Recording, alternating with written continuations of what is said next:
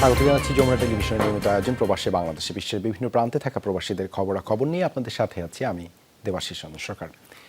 বিভিন্ন সেক্টরে বাংলাদেশি শ্রমিক নিয়োগে আগ্রহী সৌদি আরব ও সংযুক্ত আরব আমিরাত। সেই সুযোগকে কাজে লাগাতে শ্রমিকদের দক্ষ করতে প্রশিক্ষণের ব্যবস্থা করে এখন মূল লক্ষ্য। দুবাইয়ে চলমান সপ্তম আবুধাবি ডায়ালগে প্ল্যানারি সেশনের বক্তব্যে এসব কথা বলেন প্রবাসী ও বৈদেশিক কর্মসংস্থান কল্যাণ মন্ত্রণালয়ের প্রতিমন্ত্রী শফিকুর রহমান চৌধুরী। এ সময় অভিবাসী শ্রমিক প্রেরণকারী ও গ্রহণকারী দেশসমূহের মধ্যে সহযোগিতা আরও জোরদার করার উপর গুরুত্ব আরোপ করেন তিনি। সংযুক্ত আরব আমিরাত থেকে সহকর্মী মেহেদি রুবেলের পাঠানোর প্রতিবেদনে বিস্তারিত। সংযুক্ত আরব আমিরাতে চলছে আবুধাবি ডায়ালগের সপ্তম আসর। অন্যান্যের মধ্যে অংশ নিয়েছেন বাংলাদেশের প্রবাসী ও বৈদেশিক কর্মসংস্থান কল্যাণ প্রতিমন্ত্রী শফিকুর রহমান চৌধুরী। 2 দিনের আলোচনায় মধ্যপ্রাচ্যে বাংলাদেশি শ্রমিক নিয়োগের বিষয়টি প্রাধান্য পেয়েছে। প্রবাসী শ্রমিক প্রেরণকারী ও গ্রহণকারী দেশগুলোর মধ্যে সহযোগিতা জোরদারের উপর গুরুত্ব আরোপ করেন প্রতিমন্ত্রী। তুলে ধরেন দক্ষ শ্রমিক গড়ে তুলতে বাংলাদেশ সরকারের নেওয়া বিভিন্ন পরিকল্পনা ও প্রকল্প। বৈঠকে বাংলাদেশি শ্রমিক নিয়োগে সৌদি আরব ও সংযুক্ত আরব আমিরাত আগ্রহ দেখিয়েছে বলে জানান তিনি। বিশেষ করে স্বাস্থ্য এবং জ্বালানি ও খনিজ সম্পদ খাতে ব্যাপক কর্মসংস্থানের সুযোগ রয়েছে। তাই শ্রমিকদের দক্ষ করে তোলাই সরকারের মূল কাজ বলে জানান শফিকুর রহমান। দক্ষ শ্রমিক আমাদের বিদেশে প্রেরণ করা, শ্রমিকদের জন্য যে আমাদের ট্রেনিং এর ব্যবস্থা আছে সেই জিনিসটা যারা রিসিভার দেশ যারা যে করবে তাদেরকে অবগত করা, এবং এইটার ব্যাপারে আমাদের আজকের আলোচনা ছিল। বৈঠকে উপস্থিত ছিলেন সংযুক্ত আরব আমিরাতে নিযুক্ত বাংলাদেশের রাষ্ট্রদূত মোহাম্মদ আবু জাফর। জানান 2 দিনের আলোচনা শেষে একটি খসড়া প্রকাশ করা হচ্ছে। ডিগ্রিজ যেগুলো এখানে সাবমিট করা হয়েছে এগুলোর সঠিকতা নিয়ে তাদের সন্দেহ তৈরি হয়। এই প্রক্রিয়ার মধ্যে অনেক সময় লাগে। যখন অনেক সময় লাগে তখন এদের যে অটোমেটিক সিস্টেম যেটি আছে সেটা একটি ঋণাত্মক একটি পারসেপশন তৈরি হয়। এবারের আবুধাবির সংলাপে 16টি সদস্য দেশ অংশ নেয়, যার মধ্যে রয়েছে Bangladesh, Bharat, Indonesia, Nepal, Pakistan, Philippines, Sri Lanka, Thailand ও ভিয়েতনাম। মেহেদি রুবেল, যমুনা নিউজ, সংযুক্ত আরব আমিরাত। লেবাননে উদযাপিত হয়েছে মাওলানা শাহ সুফি খাজা বাবা ফরিদপুরের বিশ্ব ওরস শরীফ। রোববার দাওরায় সিআইটি কলেজ অডিটোরিয়ামে জাকির পার্টি লেবানন শাখার উদ্যোগে করা হয় আয়োজন। শুরুতেই আদায় করা হয় ফরজ ও নফল নামাজ, পরে ওয়াজ ও মিলাদ কিয়াম পাঠদান শেষে অনুষ্ঠিত হয় আখিরি মোনাজাত। মোনাজাতে দেশ ও জাতির সমৃদ্ধি, মুসলিম উম্মার ঐক্য, সংহতি এবং বিশ্ব মানবতার শান্তি ও কল্যাণ চেয়ে করা হয় বিশেষ দোয়া। এতে উপস্থিত ছিলেন মোহাম্মদ জাহাঙ্গীর, লিটন হাওলাদার, মিলন খান, বাচ্চু মিয়া, গোলাম নবী সহ জাকিরান, আশিকান, ধর্মপ্রাণ মুমিন, মুসলমান ও হিন্দু ভক্ত ফ্রন্টের নেতৃবৃন্দ।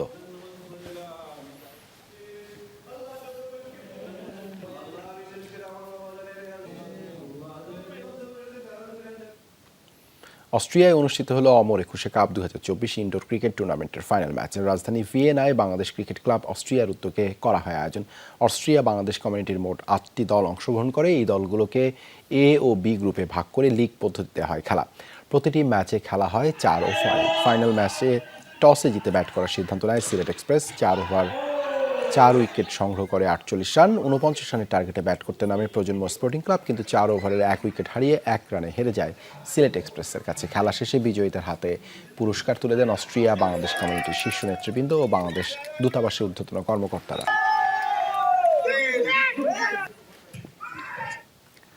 কানাডায় উদযাপিত হলো পিঠা উৎসব। আমরা মন্ট্রিয়ালবাসী বন্ধুমহলের উদ্যোগে মন্ট্রিয়ালে করা হয় এই আয়োজনে ছিল নানা পদের দেশি বাহারি পিঠারা। আয়োজন ছিল সাংস্কৃতিক অনুষ্ঠান সঞ্চালনা করেন রুহুল আমিন রুবেল ও নাজদিন নিশা। অনুষ্ঠানে গান, নাচ এবং কবিতা আবৃত্তি পরিবেশন করেন স্থানীয় শিল্পীরা।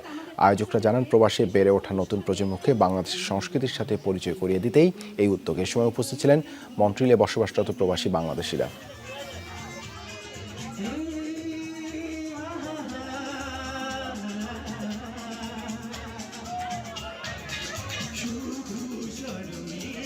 চাল দিয়ে পিঠার একটা উৎসব। ব্রাহ্মণবাড়িয়ার আখাউড়ায় তাসলিমা আক্তার নামে এক নববধূকে জবাই করে হত্যার ঘটনা ঘটেছে। দুপুরে উপজেলার হীরাপুর গ্রামে এই ঘটনা ঘটে। পুলিশ জানায় 9 ফেব্রুয়ারি তাসলিমার সাথে বিয়ে হয় প্রবাসী আব্দুল হামিদের। দুপুরে তাদের বাড়ি গিয়ে তসলিমার রক্তাক্ত নিথর দেহ দেখতে পায় পরিবারের সদস্যরা। পরে পুলিশকে খবর দিয়ে ঘটনাস্থলে গিয়ে মরদেহ উদ্ধার করে। ঘটনার পর থেকেই পলাতক তাসলিমার স্বামী হামিদ। প্রাথমিকভাবে পুলিশের ধারণা হত্যার সাথে হামিদ জড়িত। আমার বোনের মারা লাইছে এতটুকু খবর গেছে, বাড়িতে ফোন গেছে, মেয়েটা মেরে ফেলাইছে। এতটুকু আমি ঘটনা জানি, এর মধ্যে আমি আসছি এখানে। তার স্বামী হত্যা করছে, হ্যাঁ, শরীর আঘাত দিয়া আপনার গাইয়ে মারছেন। পররাষ্ট্রমন্ত্রী ডক্টর হাসান মাহমুদের সাথে সাক্ষাৎ করেছেন তুরস্কের রাষ্ট্রদূত রামিজ সেন এবং ইতালির রাষ্ট্রদূত আন্তোনিও এলেসান্দ্রো। এ সময় পারস্পরিক স্বার্থ সংশ্লিষ্ট নানা বিষয়ে আলোচনা করেন তারা। মঙ্গলবার দুপুরে রাজধানীর সেগুনবাগিচায় পররাষ্ট্র মন্ত্রণালয়ের মন্ত্রীর সঙ্গে সাক্ষাৎ করেন রাষ্ট্রদূতরা। এ সময় আসন্ন আন্তালিয়া ডিপ্লোম্যাসি ফোরামের তৃতীয় সম্মেলনে পররাষ্ট্রমন্ত্রীকে অংশগ্রহণের আহ্বান জানান তুরস্কের রাষ্ট্রদূত। পাশাপাশি ইউক্রেন ও গাজার যুদ্ধ এবং রোহিঙ্গা প্রত্যাবাসন নিয়েও আলোচনা হয়। বৈঠকে ইতালির রাষ্ট্রদূত দেশটিতে আরও বৈধ বাংলাদেশি অভিবাসী নেওয়ার বিষয়ে আগ্রহ প্রকাশ করেন। চামড়াজাত পণ্য, অটোমোবাইল, তথ্য ও যোগাযোগ প্রযুক্তি খাতে ইতালির সহযোগিতা কামনা করেন পররাষ্ট্রমন্ত্রী।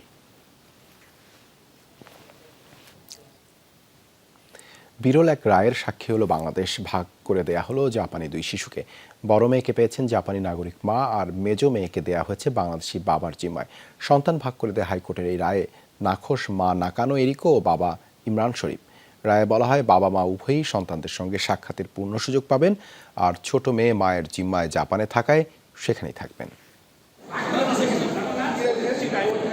আইনি লড়াইটা 3 বছরের। নানা নাটকীয়তার পর অবশেষে ভাগ হলো জাপানি দুই শিশু।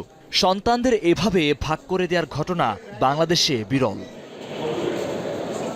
বিচারিক আদালতে দুই মেয়েকে জিম্মায় পেয়েছিলেন মা। এই আদেশের বিরুদ্ধে হাইকোর্টে আপিল করেন বাবা। বিচারপতি মামনুন রহমানের একক হাইকোর্ট বেঞ্চ আবেদন নিষ্পত্তি করে রায় দেন। ভাগ করে দেন দুই সন্তানকে।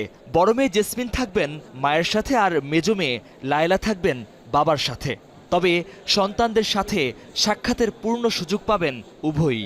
চাইলে বড় মেয়েকে নিয়ে জাপানেও ফিরতে পারবেন মা নাকানো। হাইকোর্ট ডিভিশন বলেছেন custody with the mother always better.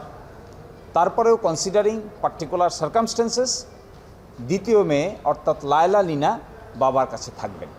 মেজ বোনকে সাথে না পেয়ে হাইকোর্টের এই আদেশে হতাশ মায়ের সাথে থাকা জেসমিন মালাইকা।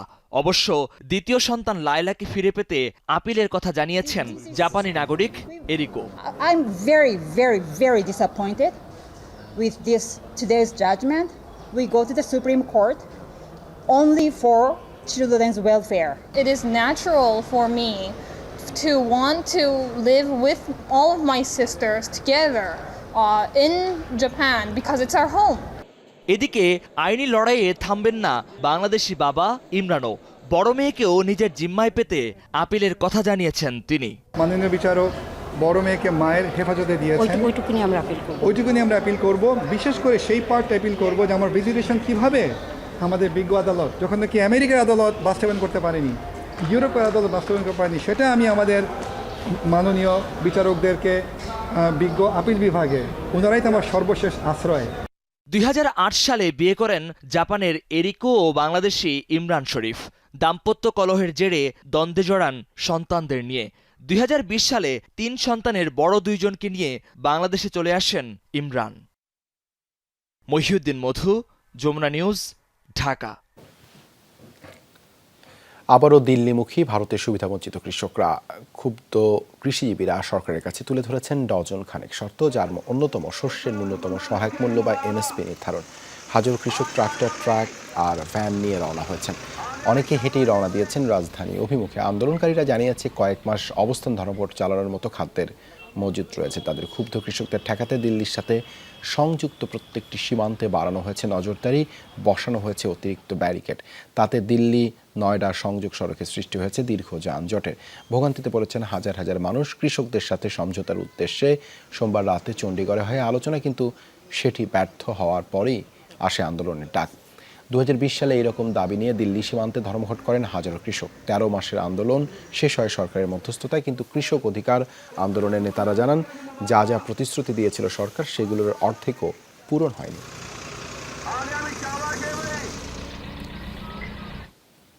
প্রধানমন্ত্রীর মেয়াদ ভাগাভাগির শর্তে পাকিস্তানের সরকার গঠন করতে চলেছে PMLN ও PPP। রাজনৈতিক দলগুলোর বরাত দিয়ে দেশটির গণমাধ্যমগুলো বলছে, এক্ষেত্রে 3 এবং 2 বছর মেয়াদে দল দুটি থেকে 2 জন প্রধানমন্ত্রীর দায়িত্ব পালন করবেন। প্রধানমন্ত্রী হিসেবে PPP বিলাওয়াল ভুট্টোর নাম প্রস্তাব করেছে, আর PMLN থেকে শাহবাজ কিংবা নওয়াজ শরীফের নাম দেয়া হতে পারে। সময় যত গড়াচ্ছে সরকার গঠনে পরিস্থিতি জটিল হয়ে উঠছে পাকিস্তানের রাজনীতিতে। জোট ছাড়া সরকার গঠনের যখন আর কোনো বিকল্প নেই, তখন দফায় দফায় বৈঠকের পর সমঝোতায় পৌঁছে PPP আর PMLN, সাথে থাকবে MQM এর মতো ছোট দলগুলো।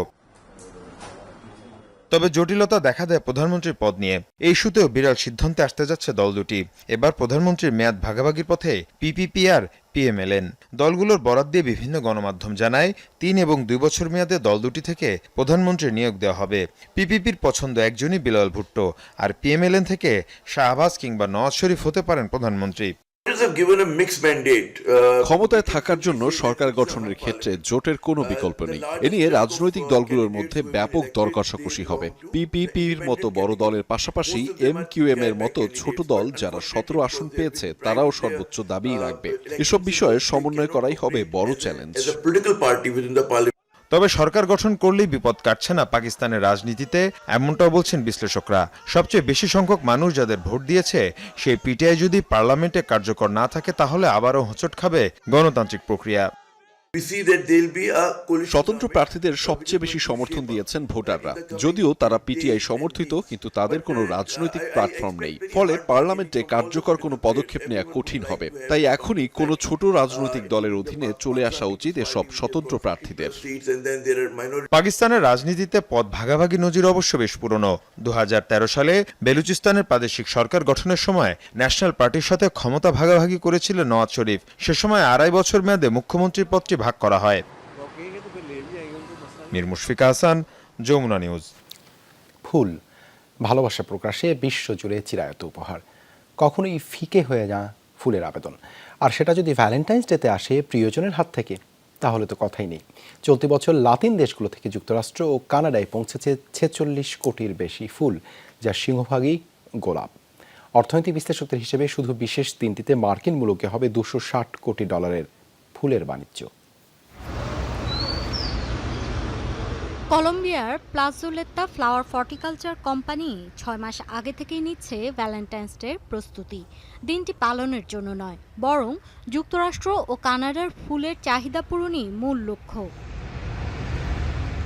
চলতি বছরের প্রথম 1.5 মাসেই লাতিন দেশটি 52,000 টন ফুল পাঠিয়েছে মার্কিন মুলুকে।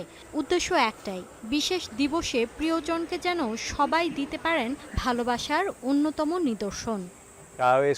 ভ্যালেন্টাইন ডেতে উপহার হিসেবে সবার প্রথম পছন্দ ফুল, বিশেষভাবে বললে গোলাপ। তাই কলম্বিয়ার প্রত্যেক খামার, উৎপাদক এবং সরবরাহকারী এই মৌসুমে তাদের সর্বোচ্চটা দিচ্ছে। কারণ প্রত্যেকটি ফুলের পেছনে প্রত্যক্ষ পরোক্ষভাবে উপকৃত হচ্ছেন 60 লাখের বেশি মানুষ।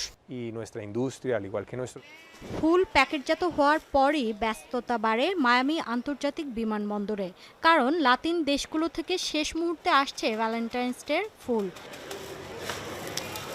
মার্কিন শুল্ক বিভাগের তথ্য অনুসারে দিবসটি ঘিরে যুক্তরাষ্ট্র ও কানাডার 90% ফুল আসে মায়ামি রুটে।